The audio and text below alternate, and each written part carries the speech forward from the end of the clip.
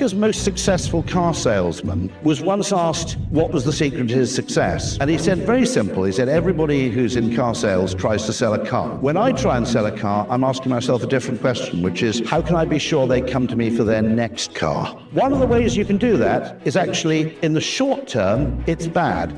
If you downsell people a bit and say, actually, you don't need this. I'd buy this slightly cheaper one because it's nearly as good and it's £1,000 cheaper. Anything like that, by the way, establishes enormous trust and affection and a feeling of mutuality. Great scene on Jay Leno's Garage, where he completely trusted the McLaren company. He won't buy a Ferrari, Jay, because you have to engage in all sorts of weird, strange, you've got to buy 9 really boring ones before they'll sell you a rare one, and he doesn't want to play those games. But the McLaren guy said, I quite like I think it's the ceramic brake discs. And the guy at McLaren said, are you going to track race this car? Or are you just going to drive it around the streets? He said, I'm just going to drive it around LA. I might take it on the track once. He goes, let me save you $20,000 straight off the bat.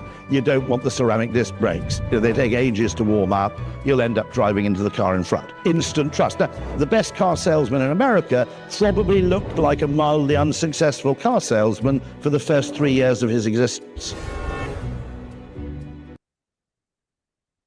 Okay. So I said something earlier. I said that value creation always precedes value capture, right? That there is a causal relationship where value creation has to precede value capture, right? Now, this can kind of confuse some people, because obviously you have to make a sale before the person experiences the service or the product that you're selling, right? But when I say value capture or value creation precedes value capture, I'm talking about long term, right? Long term, if you want to continue creating value on the market, where you build up a good brand reputation, right? You have to think about creating value first for your customers, right? So one way that let me take a step back. Does anybody know who that guy was? No? Okay. It's Rory Sutherland. He's a marketing guy. Anyway, there's different ways that you can think about creating value for somebody, right? The first thing that you can do is you can kind of visualize how they're going to experience the product, right? So in this instance, the McLaren salesman said, okay, if you use the product in this way, you are going to have this experience. And so he said, okay, I'm not trying to sell you the thing that's going to give me the largest commission. I'm trying to sell you the thing that you need the most, right? And that thing might be less expensive than something else, right? So that is an instant way of giving them value, right? You're taking less money away from them, right? So you're taking away less negative value, right? The other thing that he thought about is again, putting himself in the long-term perspective of, how am I going to get Jay Leno to come back and buy more McLarens from me, right?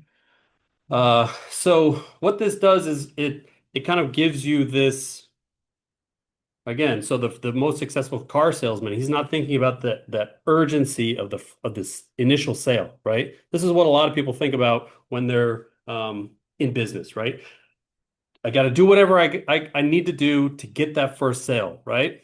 This is a perverse incentive, right? Because there's a lot of ways that you can lie or omit the truth or do something underhanded in order to achieve sales, right? But that's short-term gains, right? Short-term gains for long-term losses, right? So yes, you can make a sale in the short term.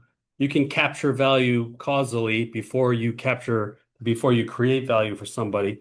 But I always say that value creation comes first. And I think that mindset really helps to kind of make yourself more like that successful car salesman, right? Where you're thinking about, how do I get repeat business? How do I get this person not just to repeat their business with me, but to tell other people to come to me, right? And so, yeah, it's a little bit slower at first, but over the long term,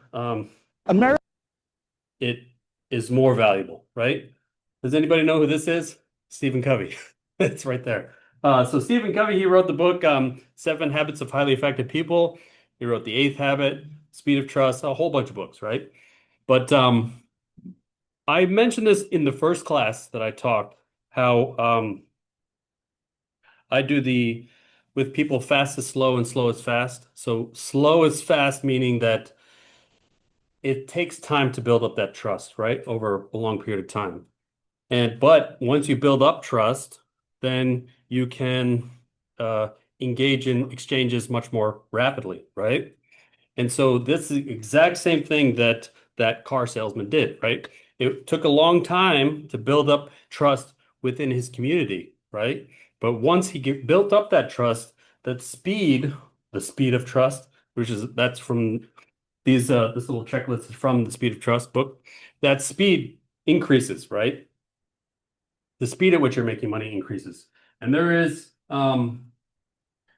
research, this is from the Strategic Management Journal, that talks about how when your customers trust you and you make a mistake, like let's say you make a mistake in billing, right? So the customers that trust you, if you fix it for them, they're going to continue doing business with you, right? The trust creates this something called insurance-like effect, right? So if you are in a large, well-known business and they mess up, maybe they have a data leak or something like that, but they are doing the best that they can to give you something. Let's say, okay, if there's a data leak in a company, right?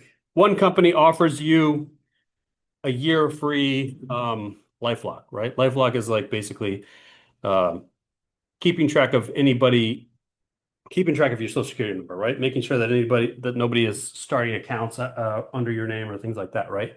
One company offers you a year's free subscription to LifeLock. One company does not. They just say, "Hey, we're sorry." That person, the company that invests in their customers and improves the trust level is much more likely to, yes, they're going to spend some money in the short term, but in the long term, they're probably going to retain their customers a lot longer, right? So yeah, so trust creates this insurance-like effect.